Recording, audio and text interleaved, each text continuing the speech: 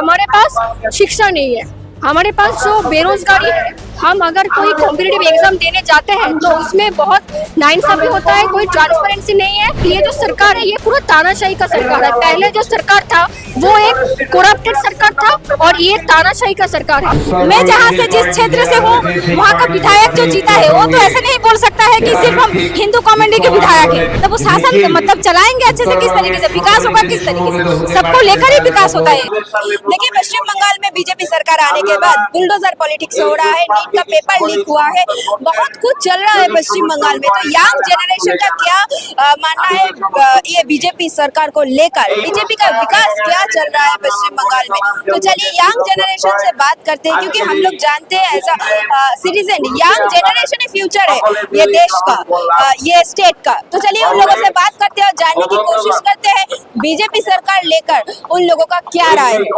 BJP सरकार आने के बाद पश्चिम बंगाल में जो चल रहा है, ये जो नीट पेपर लीक को लेकर और जो ये पेट्रोल डीजल का प्राइस हाइक हो रहा है, जो बुलडोजर पॉलिटिक्स चल रहा है, एज अ यंग जनरेशन आपका क्या कहना है, आपका राय क्या है? देखिए हमने भी नीट दिया था, मैं आरजीकर मेडिकल कॉलेज का स्टूडेंट हूँ। जब 2019 में एनटीए का स्थापना हुआ था तो एक ट्रांसपेरेंट एग्जाम पॉलिसी को वो स्टैब्लिश करना चाहते थे, इसलिए उन्होंने एनटीए बनाया था, ऐसा दावा था। उसके बाद हमने देखा तो 24, 25 का और जो 26 का नीट का पेपर है लीक का बहुत ऐसा न्यूज़ है कि पेपर लीक हो रहा है, स्टूडेंट्स को पहले से पैसा दे के मिल रहा है।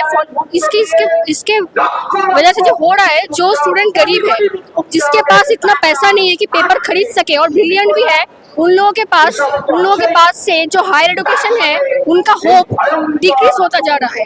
ठीक है, एक यूथ एज अ यूथ हम इसको ऐसे देखते हैं कि एक बहुत बड़ा जो यूथ का वर्ग है भारतवर्ष का, वो बहुत डेंजर में है, वो बहुत क्राइसिस में है। क्राइसिस क्या है? क्राइसिस है हमारे पास शिक्षा नहीं है, हमारे पास जो बेरोजगारी है, हम अगर कोई कॉम्पिटिटिव एग्जाम देने जाते हैं तो उसमें बहुत नाइंसाफी होता है, कोई ट्रांसपेरेंसी नहीं है, घूसखोरी है।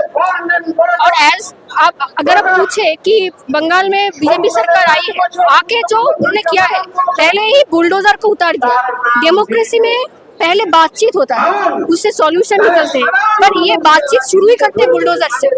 जो यूपी में ये करना चाहते थे वो यूपी में किया है, वही बंगाल में लागू करने की वो कोशिश कर रहे हैं।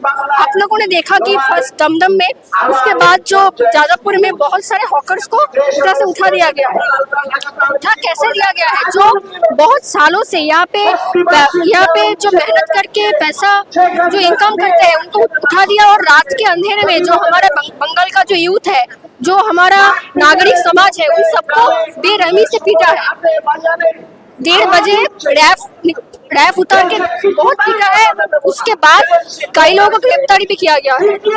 इसके मतलब ये जो सरकार है ये पूरा तानाशाही का सरकार है। पहले जो सरकार था वो एक करप्टेड सरकार था और ये तानाशाही का सरकार है।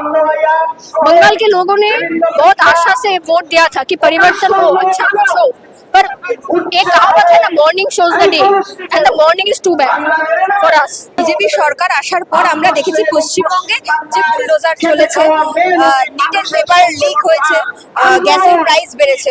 তো নতুন সরকার আসার পর আমরা যেটা বলি যে উন্নয়ন হবে, তো আমি বলছি এই এক মাসে যা যা বিজেপি সরকার করেছে তাতে কি আদৌ পশ্চিমবঙ্গের মতো একটা জায়গা যেখানে গরিব মানুষের সংখ্যা বেশি সেখানে উন্নয়ন হবে? আসলে এক মাসের বিজেপি সরকারের আমলে উন্নয়ন হয়েছে বড় বড় মালিকদের। কারণ রেল জায়গাগুলো, রেল স্টেশনগুলোতে আমরা দেখলাম যে অসহায় নিরীহ মানুষদের উচ্ছেদ হয়েছে, এবং যে রেল যাত্রীরা প্রত্যেক দিন হাজার হাজার শ্রমজীবী মানুষ তারা ওই রেলের রাস্তা দিয়ে যায়, রেল চলাচল করে, সেখানে দাঁড়িয়ে তারা যেটা 10 টাকার ঝালমুড়ি খেত, সেখানে দাঁড়িয়ে রেলে যে আদানি আম্বানিদের যে বড় বড় মল, বড় বড় রেস্টুরেন্ট, সেখানে আজকে দাঁড়িয়ে 150 টাকার ঝালমুড়ি তাদেরকে খেতে হচ্ছে আর কি। উন্নয়ন হয়েছে আদানি আম্বানিদের, অবনতি হয়েছে সাধারণ খেটে খাওয়া গরিব মানুষদের। এছাড়া আমরা দেখেছি যে এক মাসে যেভাবে পেট্রোল ডিজেল রান্নার গ্যাসের দাম বেড়েছে, আমাদের রাজ্যের বর্তমান মুখ্যমন্ত্রী যখন বিরোধী দলের নেতা ছিলেন তিনি বলেছিলেন যে যে ক্ষমতায় আসলে যদি বিজেপির সরকার থাকতো তাহলে রান্নার গ্যাসের দাম তিনি নাকি কমিয়ে দিতে পারতেন, কিন্তু উল্টোটা আমরা দেখেছি। আমরা দেখলাম যে বিজেপি সরকার ক্ষমতায় আসার পর 1 মাস লেগে গেল তাদের মন্ত্রিসভা গঠন করতে, এবং খুবই দুঃখের এবং খুবই মজার, এই কলকাতা বিশ্ববিদ্যালয়ের জার্নালিজম ডিপার্টমেন্টের যিনি মানে উচ্চশিক্ষা দপ্তরের মন্ত্রী জগন্নাথ বাবু, তিনি এই জার্নালিজম ডিপার্টমেন্টের স্টুডেন্ট ছিলেন। আজকে এই বিশ্ববিদ্যালয়ের জার্নালিজম ডিপার্টমেন্টের একজন মাত্র স্থায়ী অধ্যাপক রয়েছে, তিনিও আজকে কিছুদিন পর রিটায়ার করবেন। এই হচ্ছে আজকে গোটা রাজ্যের পরিস্থিতি। এই পরিস্থিতি আজকে 1 বছরের বিজেপির সাফল্য। एज ए यंग जनरेशन आपको क्या लगता है जो बीजेपी सरकार आने के बाद पश्चिम बंगाल में जो विकास का काम शुरू हुआ, आपको क्या लगता है ऐसे चलेगा कि पश्चिम बंगाल में ज्यादा विकास होगा? देखिए, पहले तो वोट के पहले जो अभी के मुख्यमंत्री है शुभेंदु जी, वो 2 साल पहले का उनका स्टेटमेंट था कि जब तृणमूल सरकार क्षमता में थी तो वो कह रहे थे कि कोई भी जो हकर्स भाई लोग हैं उन लोगों को हटाया नहीं जा सकता, उन लोगों का पहले प्रॉपर एक इंतजाम किया जाएगा, उसके बाद उन लोगों को हटाना चाहिए। जब वो खुद सत्ता में आ गए हैं, अब वो उनका पहला काम ही हो गया है कि वो बस्ती और हकर्स जो है सबको हटा रहे हैं अवैध तरीके से। कोई नोटिस नहीं है प्रॉपर, उसके बाद एक टाइम तो देना चाहिए ना। 10 मिनट में लोगों को बोल रहा है कि घर खाली कर दो, इस तरीके से विकास होगा? जिस गरीब आदमी का वोट से वो जाके जीत कर क्षमता में सत्ता में गया है, वोट में जीत कर वो गया है सत्ता में, वो अभी इस तरीके से आके जो आम जनता के पेट में इस तरीके से लात मार रहा है। इनफैक्ट मतलब उन लोगों का मिनिस्ट्री से ये बात आया कि जो मुस्लिम लोग हैं हम उन लोगों का कोई विकास नहीं करेंगे। मतलब ये जो पोलराइजेशन का पॉलिटिक्स हमेशा बोलता था टीएमसी करेंगे। सरकार जब बनती है कोई भी राज्य में या देश में, किसी एक संप्रदाय की सरकार तो नहीं बनती है।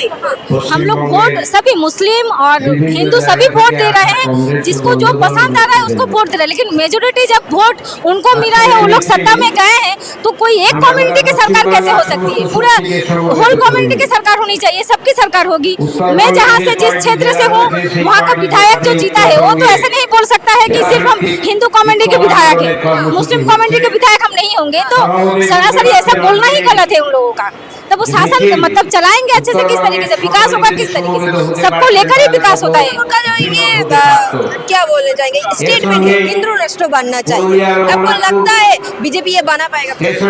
सुने, हिंदू तो है लेकिन उन लोगों का कोई समस्या नहीं है, बेरोजगारी नहीं है, जो हिंदू जो महिला है उनके ऊपर रेप की घटना नहीं घट रही है, ये सब तो हो रहा है।